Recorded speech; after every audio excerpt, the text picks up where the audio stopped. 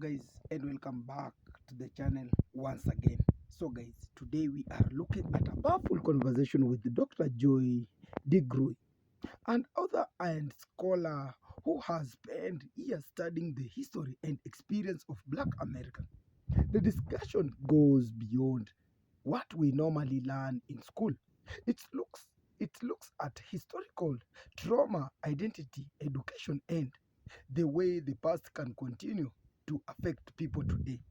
One of the most interesting topics in this is the Statue of Liberty and the story behind the broken chains at her feet. Dr. D. Gruen adds that parts of history connected to freedom and slavery have not received enough attention. This conversation also introduces the idea of post-traumatic slave syndrome, which, which explains how generation of racial trauma can influence behavior, families, and communities. So let's take a closer look at the conversation and ask an important question. What happens when people are separated from their own history and are forced to live with the effects of that history? Remember to watch this video till the end, and I'll be back with more comments. And if it's your very first time coming across any of my video, remember to like, share, and don't forget to subscribe to the channel. And all full credits goes to the original creator of this. What stands out immediately in this conversation is the importance of history. History is not just about dates, names, and old events in a textbook. History can shape how people see themselves, how family raise their children, and how community understand their place in society. Dr. Dick Gruen brings attention to an issue that many people may never have seriously considered. What happens when an important part of your history is ignored, hidden, or presented without the full story? One example discussed is the Statue of Liberty. Most people know the statue of a symbol of freedom and hope, but the conversation points to the broken chains at the statue fits and connects them to history of slavery and emancipation. The detail can change the way someone looks at momentum. For Black Americans, symbols of freedom can have a deeper meaning when they are connected to the history of slave struggle and liberation. The bigger point is not simply about one statue. It's about who gets to tell the story and which part of that story are remembered. And this leads into one of the most important ideas in the conversation: post-traumatic slave syndrome. Doctor explains that the effects of slavery did not simply disappear when slavery ended. Generation of discrimination, violence, exclusion, and unequal treatment can leave lasting effect on families and communities. Think about this. In a family has lived through danger for generations, some behaviors may be passed down as a way of staying safe. Parents may teach their children to be extremely careful in certain situations because they know that the world has not always treated them fairly. That does not mean every Black person experiences life in the same way, but it does mean that historical experience can influence family behavior and community attitude. One example discussed is hypervigilance. A Black parents may tell their children to be careful about how they behave in a store, at school, during a traffic stop, or around people who may already have negative assumptions about them. To some people, this might look like a protective parenting, but for others, it can be survival lesson based on real experiences.